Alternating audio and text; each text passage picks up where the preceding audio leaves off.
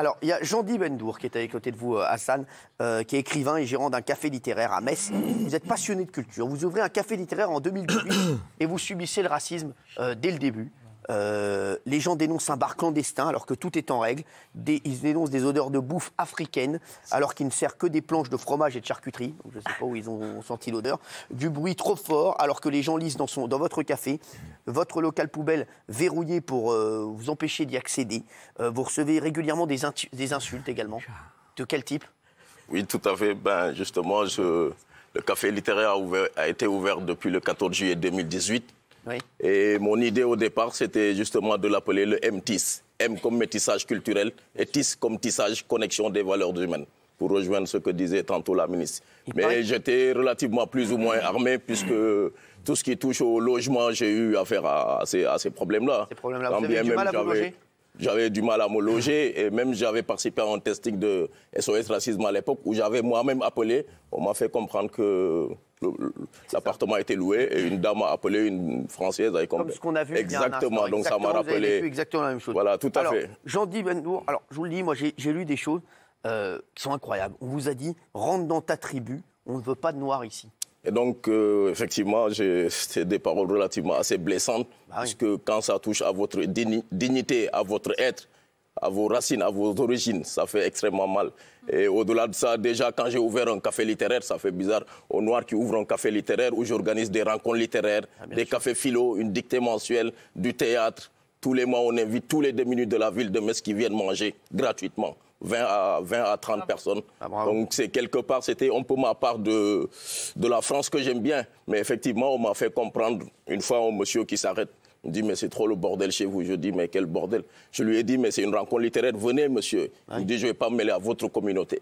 C'est fou, alors que... Et le soir-là, mais ma foi, j'étais le seul noir, bizarrement, parce que je remercie effectivement toutes les personnes qui me... Vous vouliez que la culture soit le trait d'union entre les religions, et en fait, ça s'est retourné contre vous. Ça s'est retourné contre moi, malheureusement, et c'est vrai que j'arrive au matin, mon boîtier fracassé, je n'arrivais plus à accéder. Je paye mes charges comme tout le monde. Tous les soirs, on mettait une chaîne au local poubelle pour que je puisse pas y accéder. Tout maintenant, votre librairie est toujours ouverte? Oui, le café littéraire, il est toujours ouvert. Ça a eu beaucoup de... Mais j'ai été tenace et j'ai eu de soutien de... C'est pour ça, à la question, la France était raciste. Il y a beaucoup de racistes et c'est un racisme assez viscéral. Mais tous les Français ne sont pas racistes. Parce que si aujourd'hui je tiens encore, le café littéraire tient encore, c'est aussi beaucoup à cette diversité, à beaucoup de Blancs, si je peux m'exprimer ainsi, qui m'ont soutenu et qui constituent, je vais le dire, 90 voire 95% de ma clientèle. Bravo. Mais le problème aussi, quelque part, c'est que malheureusement, on l'a souligné tantôt, aussi bien au niveau des médias, aussi bien au niveau des politiques, il n'y a pas assez de représentativité. Ouais. Parce que le noir, c'est tout de suite celui qui nettoie la rue. L'arabe, c'est tout de suite le joueur de foot ou le rappeur. Et le juif, quelque part, c'est tout de suite quelqu'un qui a l'argent. Voilà. Donc, ces stéréotypes, ces clichés, il n'y a pas de combat par rapport à ça. Et quelque part, on n'a pas de représentativité de Noirs ou d'Arabes qui ont peut-être réussi, qui peuvent montrer l'exemple. Alors qu'il y a des grands auteurs noirs, Alain Mabankou et d'autres... Et malheureusement, ils n'ont pas forcément de tribune, ou alors des médecins ou des avocats qui peuvent participer à certaines tribunes et montrer aux jeunes générations, montrer aux jeunes des cités que vous voyez, il n'y a pas que le foot. Le foot, c'est bien. Le foot, on peut réussir. C'est honorable. La France Blanc-Blackburn ou la France de Mbappé ou autres qui ont gagné. C'était une beauté, on était tous contents. Mais il y a aussi d'autres exemples. Et ces exemples, on doit quand même pouvoir les mettre en avant. Ils doivent être plus visibles. C'est ce que vous dites. Alors, nous sommes allés dans la rue, on a demandé aux passants de nous dire quels mots leur venaient en tête quand on leur parlait de la communauté noire. Regardez. Afrique. Africain. Moi, je dirais un peu discrimination, un peu. Couleur. Cliché. Je suis obligé de dire... trop de puissance, hein. Michael Jordan. Difficulté. Racisme. Surpopulation, car il y en a beaucoup. On a à Paris, franchement, il n'y a que ça. Voilà, on entend des choses assez hallucinantes, hein, comme vous le dites. Alors, Christine Kelly, j'aimerais votre avis avant d'avoir Karim aussi et bien sûr tous les autres. Qu'est-ce que vous dites à cette question, la France est-elle raciste? Est-ce que vous avez entendu là vous avez vu, on parle beaucoup des médias. Je me tourne vers vous parce que vous étiez au CSA. Mine de rien, le CSA a fonction à donner, il paraît qu'il y a des discriminations, parler de discrimination positive. On en a longtemps parlé dans les médias, où il fallait mettre plus de communautés invisibles à l'antenne. C'est vrai qu'il y a des quotas à respecter. Moi, j'ai entendu, je vous le dis, j'ai entendu plein de fois, des patrons de chaîne dire « Ah non, il vaut mieux mettre un noir là parce que sur le quota, c'est mieux, il vaut mieux mettre une femme parce que c'est mieux, on n'a pas assez de femmes à l'antenne. » À quelle heure? Ah ben non, mais je vous le jure. À 2 h du matin. Non, mais Dans moi, les petites chaînes. moi, je Comme l'ai- dans les je l'ai- emplois. Je l'ai déjà entendu. Je vous le dis, moi je dis la vérité et je l'ai entendu. J'ai fait plein de chaînes, donc à vous de trouver. Voilà, où je l'ai fait. J'en ai fait plein. J'ai fait le groupe France Télé, j'ai fait le groupe M6, j'ai fait le groupe TF1. Enfin, j'ai fait le groupe. Ça, c'est peut-être Canal+. aussi les gens qui n'ont pas le courage de dire aux hommes qu'ils ne sont pas assez bons et ils leur disent c'est pas parce que t'es pas bon, c'est parce qu'on a besoin d'un quota. Ah oui, mais en tout cas, Effectivement. moi, quand j'entends, moi, la discrimination positive, par exemple, dans les médias, elle me dérange parce que je pense que les personnes doivent être là pour leur talent.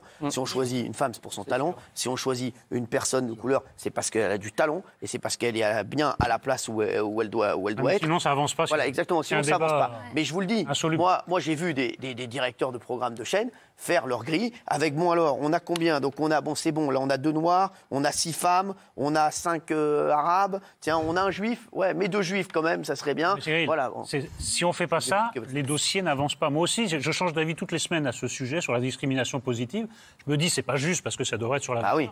Mais si on fait juste ce critère, ça n'avancera jamais. Il n'y aura jamais plus d'Arabes, plus de Noirs, plus de femmes. C'est assez dérangeant. C'est qu'il y a un énorme problème. Ah, mais je vous le dis dans les il y a un médias. énorme C'est qu'il y a un énorme Même problème le parce que RN voilà. a pris conscience qu'il fallait faire de la discrimination. Ah oui, bah c'est ça. Oui, mais c'est grave. C'est Bah mais non. c'est vrai Christine. que le Conseil supérieur peux de répondre à ça ou l'audiovisuel pas se 2 minutes, bagarre. Jean. T'inquiète pas. Jean, Après, tu vas avoir une large plage. Franchement, tu seras extrêmement présent comme Karim. Tout ça, t'inquiète pas. Non, le CSA, ça fait des années que le CSA se bagarre pour avoir justement de la diversité à la télévision, pour avoir une télévision qui ressemble à la société. Elle se bagarre. et Moi, je elle trouve fait qu'il y a de face- l'hypocrisie là-dedans. Non, laissez-moi terminer, mon cher Cyril. Le CSA se bagarre et fait face justement à cette barrière de beaucoup de patrons de chaîne, de responsables qui doivent embaucher et qui disent oui, oui, oui, on va faire et qui finalement ne font pas.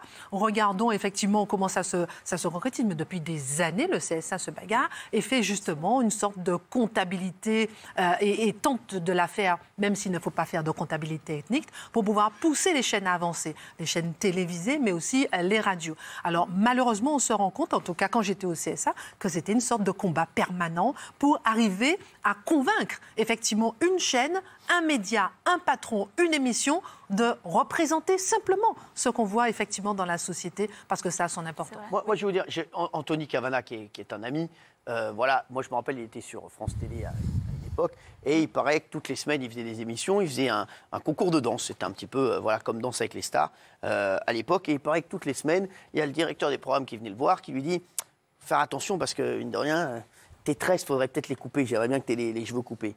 Après, la semaine d'après, ouais, fais attention, la chemise ouverte, là on voit trop ton corps, c'est peut-être un petit peu gênant. Après, la boucle d'oreille, il trouvait toutes les semaines, il trouvait des excuses parce que l'émission ne marchait pas.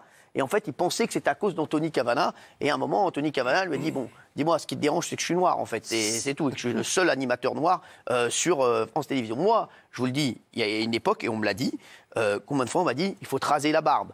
Il faudrait que tu sois moins brun. À un moment, il y a même un directeur des programmes qui a dit Hanouna, ça marchera jamais. L'humour couscous-boulette, ça marchera jamais en France. Je vous jure, c'est du vrai. Voilà, donc pour vous dire que voilà, c'est dans l'air. On va pas se mentir.